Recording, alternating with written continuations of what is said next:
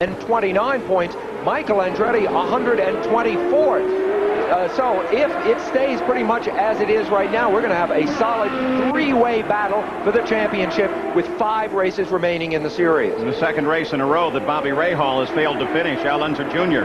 continues to lead. Well, it's a shameful thing with Bobby Rahal, Paul, but even though you have a Chevrolet engine, which is by far the best engine running today, he's broken 2 of them this weekend. One of them in practice and another one today. And sometimes things like that make the decision on championships, and that's kind of sad. Well, shades at the start of the race, no, not nearly the same contest. Michael Andretti is sitting just in front of Al Unser Jr. Let's take a look at a comparison between Bobby Rahal and Michael Andretti. This has been Rahal's position throughout the year, and he has been incredibly consistent. On the other hand, Michael Andretti has not been nearly as consistent. Look at that, up to the top, down to the bottom of the scale.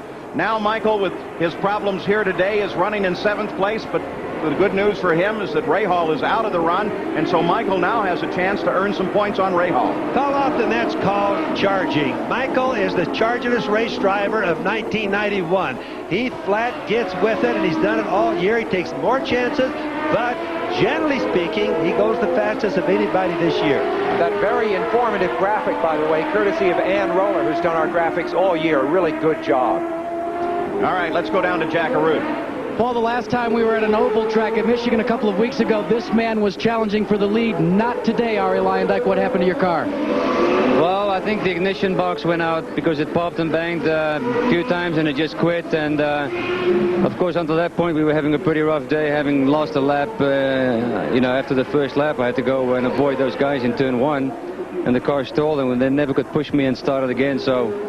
What about the tight quarters here? As you look at the races that's begun to unfold, what do you think about all of this? Is this a good place to race? No, I don't think this is a good place to race. I think it's very tight, very narrow. Passing people is extremely difficult, even if they're a second or 2 seconds slower a lap. Paul? Well, Jack Arute, what is a challenge to these race drivers is a magnificent venue for racing. Sam Posey, they're talking about, as we watch this battle between Fittipaldi and Cheever, it's a fight for 2nd place. And for the moment, they seem to be holding steady. Oh, here comes Fittipaldi trying to get some air into his coolers. Sam, they're talking about moving this race out of the downtown next year. To me, that seems like it would be a tremendous loss to Denver. I second that. I'd hate to see it happen. A track needs an identity. You might have great racing out in a parking lot, but nobody will ever remember it. And this track, of course, has the identity of the state capitol. It runs right in front of it. You think of all the other great tracks around the world, and you always think of where they are. Monaco, Long Beach, Indianapolis. I know it's a lot of extra effort to keep the track downtown. I wish, Emerson. Fittipaldi comes in. Cheever wisely turns away from him, and Cheever moves back to 3rd as Emerson Fittipaldi comes up to 2nd. Well, that was a good and a close pass. You know, and it's at that one place where a lot of the passing happens, but you could see that Eddie Cheever did not expect Emmo to be there. Bobby, why does most of the passing happen right there in front of the State House on the main stretch? It's because it's at the end of a long straightaway. It's really wide. Let's watch Emmo here. He's zigzagging back and forth, trying to get Cheever to move to the outside, and now he's committed himself. Now he's really committed right now. And Eddie saw that, almost lost it. You can see the rear end literally sliding. In fact, when he finally came back around to the left with the rear end, to our right, the rear end was literally sliding almost to spin out, and he had to get back on the gas a little bit. A superlative little save by Eddie Cheever, though. Nice piece of driving. He could have been in much more serious problems. Well, that was a good pass. And I just wanted to mention just real quick, there's Emmo still on the charge coming up behind his teammate Rick Mears, but Bill Daniels, who promotes this race, owns this race, is a very close friend of mine. I was talking to Bill a couple of days ago, and he said he didn't really want to leave the downtown, but the politics are a little too strong down here. The race would probably do better on out south of town here. Wider roads, everything would be better, but Paul, it'll sure lose with a lot of romantic value that I think that it's always had being downtown. You saw Fittipaldi alongside Rick there for a second. Rick Mears, after, again, that first lap situation, runs in 11th. The battle again here for 5th place as Willie Ribbs and Scott Pruitt. Pruitt in the 11 car lined up just behind Ribbs. Here, two drivers that raced against one another in the Trans Am for years. And here is Pruitt with his jet power trying to get inside of Willie T. Ribbs, and he does so. That's jet power against the Cosworth, but obviously that was a horsepower Ribbs thing. is coming right back. Boy, he was going to try him again. This is a good fight. Well, drive it in. Ribbs just doesn't quite have the power that Scott Pruitt does. You can watch when they come off. Pruitt will just jump ahead a little bit. You see right there, Pruitt just pulling ahead.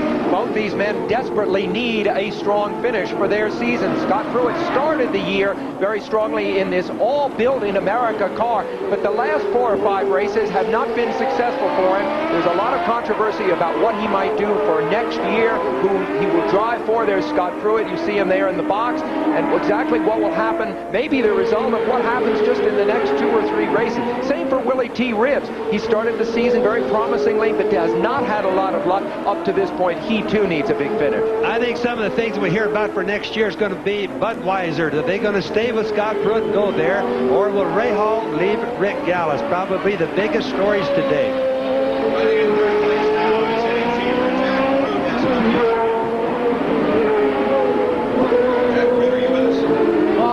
That finally they opened up the audio mic. Paul, remember during that aborted start when Eddie Cheever pitted, they connected the fuel hose?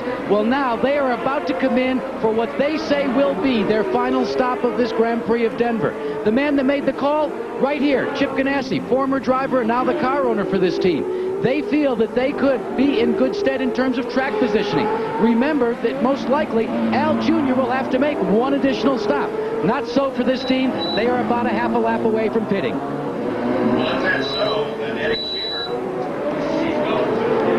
Well, Eddie Cheever's getting around the track pretty good right now. Of course, they have a game plan, and we also know that he's in 2nd place. He can move up. He's waiting for little Al. Game plans by pit stops could make a big difference, and that's what Chip Ganassi is planning on. Eddie Cheever could look in a most excellent position as we keep an eye on him here.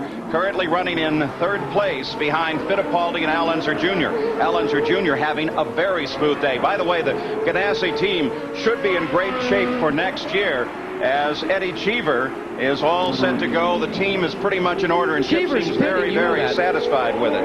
Now, at the front of the field, it is Al Unser Jr. And we see from the car of Mario Andretti a view of the track and the skyline of Denver. Here is Eddie Cheever. We believe he is due very soon for a pit stop. You see him, he is having an extremely strong day, not since his Formula One days, where he scored 2nd places on a couple of the road courses, including Detroit, has he run this strong. Here he is into the pits. So Eddie Cheever is there. Here's Jack Arute. Well, one of the things that we see also on Cheever's car, tires have not been a problem this afternoon. They've had a little bit of a difficulty changing the right rear, but they are completing the full tank, the full fuel load. They shake the fuel in there. He is off and away for the last time. They're not coming back, Paul, in 15.7. That's it for this crew. A little slow, but in and out. They will not stop again, as Eddie Cheever on the 35th lap has made his stop and comes back into the action. So the fight continues in Denver. We'll be back after this message and a word from our ABC stations. It's a most unique view. The rear wheels spinning back there as Jeff powers his way around this circuit. It also gives you a good impression of the acceleration. That's Rick Mears just behind him. Now, Rick Mears runs in 11th place. He's made his 2nd stop of the day, as has Eddie Cheever and Ted Prappis. All of the other cars have yet a stop to make before the end of this run. Let's go down to the pits and Gary Gerald. Paul, the concern over Emerson Fittipaldi early was with brakes. The brakes have cooled somewhat. The improvement apparently is there because Emerson has not been complaining about that on the radio. But the concern of the crew now is they're seeing a very steady and expected rise in temperatures relating to water. And that's what everybody had feared. And it varies in traffic, and maybe Bob or Sam can address how it changes when you get in traffic and you don't get